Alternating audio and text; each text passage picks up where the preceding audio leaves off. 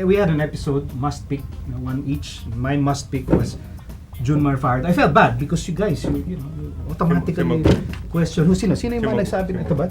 Sino pa? Tsaka ito, di ba? Tsaka sino ba? Sabi nyo, agree ako Sabi nyo, parang, duda kami sa, defensive abilities si June Mar pagdating ng FIBA-Asia. So, let's expound on it some more. Okay?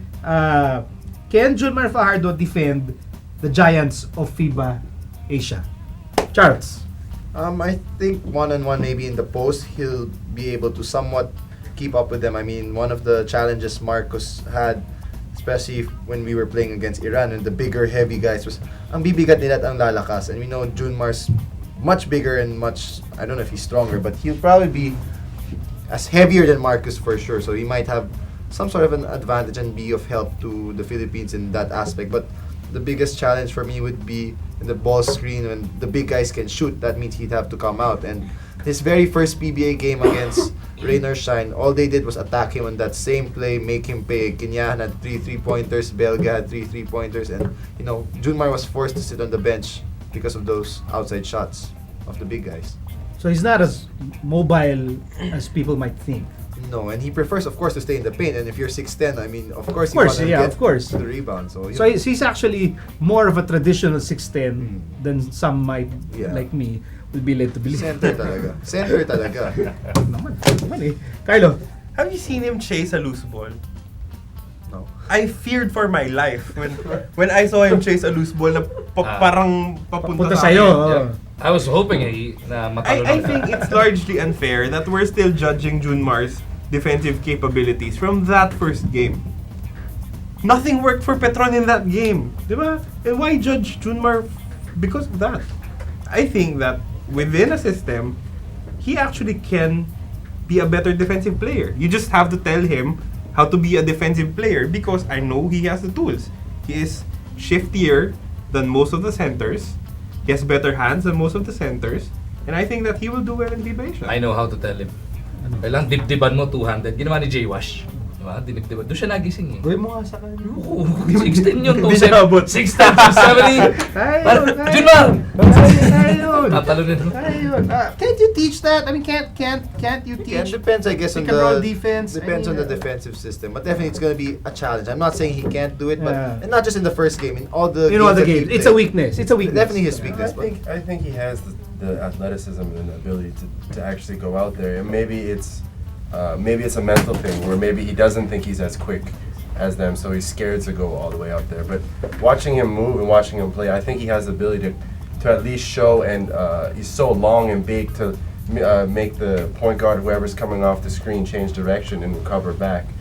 And it's something I think he'll learn to do, and something he will do. But it wasn't just the Petron game where he didn't do it. There was a couple other games where that's how they attacked, and then That's how you guys attacked him. Yes, how we attacked.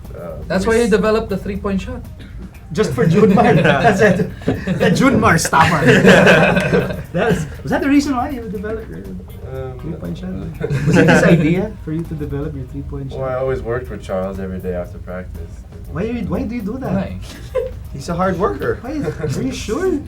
He likes making it hard for himself. He's a hard worker like that. Okay. Fine. Well, I'd like to see him try.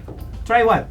June Mar's not going to play all 40 minutes. He's going to be the backup for Marcus Douthit. And unless 10 Marcus minutes max. Douthit gets into early foul trouble, which is international game, happened a lot in Marcus stints, June Mar's going to play 5 to 10 minutes a game. He's got 5 fouls to give. Pararamdaman mo lang yung 5 fouls na yun. Makakasama mo for a few months si Rane Del Ocampo, who can teach you the art of making people feel your fouls. Diba?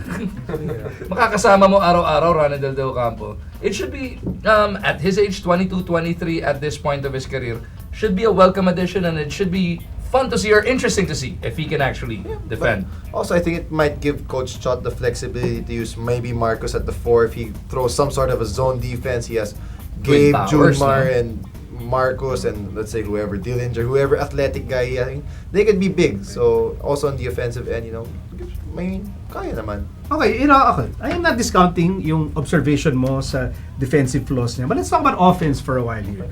What can June Mar contribute on offense for Gilas? Well, he has a good outside touch for sure. Mid-range game is good. He also has a back-to-the-basket game. I mean, if you give him the ball in the post, I think he'll find ways to score regardless of who's guarding So him. you don't see the post game that often in the Kulang. international game. Hindi Sa different, international game, magagamit not mo that yung often. Hindi yung outside mid-range siya. Well, sa magagamit dribble mo. drive, wala talaga. I mean, Yeah, wala talaga. I like the way he runs the floor. Like the first time we played Patron in a tune-up game, I'd never really seen June Mar play. And I Nobody's just ever saw really him, seen him. boom, just like sprint up the court and you get the So ball. he's got the right. footwork. I mean, he's got some. He's got sometimes, handles. Like he can get up and down. the Hindi na floor, pinapayagan, run the pero floor. I think there's a rule sa Petron, bawal siya mag-dribble or something. But I've seen it. I've 2 seen dribbles it. max. Coast to coast? Oo, nakita mo yun, yung coast to coast. Meron siya. Tapos, Meron, tapos sumide-step pa, Yeah, nag-Euro-step pa si... Oh, munti ka kaya atakin sa puso mo. Ano yun, nag-Euro-step siya? Because it's shocking. I mean, this how tall is June Mar? How, 6'10", 2'7". 7'10" or something? So, Euro-step? My God. The Cebuano step, di ba? Cebuano. Last say, June Mar offense, can he help? Mid-range, yes. Yes. Yes, space the floor. Putbacks. Yun, putbacks. Putbacks. Has tuturo si Ansi. Pero Yung kalaban na, medyo, yung kalaban. medyo mas matigas Mga na. putbacks. June Mar, work on that, ha? Yun lang, sa FIBA-Asia. Hindi ba- Diretso mo na. Wag ganun.